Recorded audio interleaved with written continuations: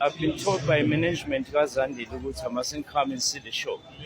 And now I'm going with all the security.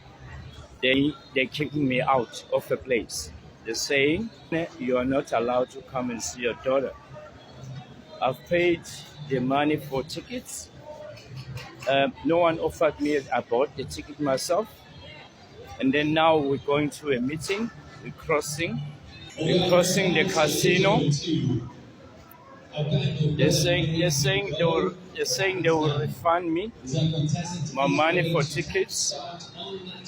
Funny enough, I've spoken to her to come to the show. So this is it now. We're getting in a meeting now. Hi bazala bamzitho, welcome to Mkosini Makacheni. I am Makacheni. So guys, it is so sad guys. I do feel sorry for Ubaba Dumisani Dlamini guys.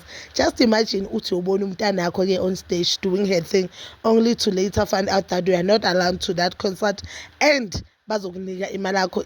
Uyasho ukuthi amathikithi uzithengele yena and he was there just to support ingane, but I do understand ukuthi why uDoja Cat didn't want her dead there because uDoja Cat uye wayenza video guys.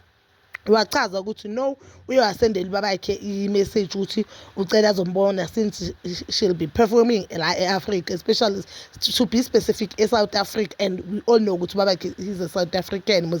What ubaba, no, I am so busy since wena you don't text me enough, you do not call me enough. So that means according to Ubaba Dumisani bekafuna ukuthi umntwana umhlungu because uthi ngesingayi uba umntana akanathi isikhathi sakhe, and that thing broke umntwana inhliziyo because uyasho umntwana ukuthi now uthe makaceda uphendula kanjalo ngadecide ukumsendela ivideo yabantu ama-gay people bayenza ucansi. That is how broken the girl is guys, and I understand ukuthi naye wazile ukuthi you know what, I know this guy, he'll later attend this event, so I'll make sure that he doesn't attend the event and ngizoyenza sure ukuthi namhlanje. I don't understand ukuthi why enze this video, and I guess he was very much disappointed ukuthi akavumelekanga lapho. Do I feel sorry for Ubaba Dumisani? No, I do not feel sorry guys. Ngihlala ngisho ngithi mina anginalo uzwelo lama deadbeat fathers because I know how it's like being a single parent, and guys, growing up without a father is not a good thing, more especially knowing that your father is around there enjoy impilo unenye family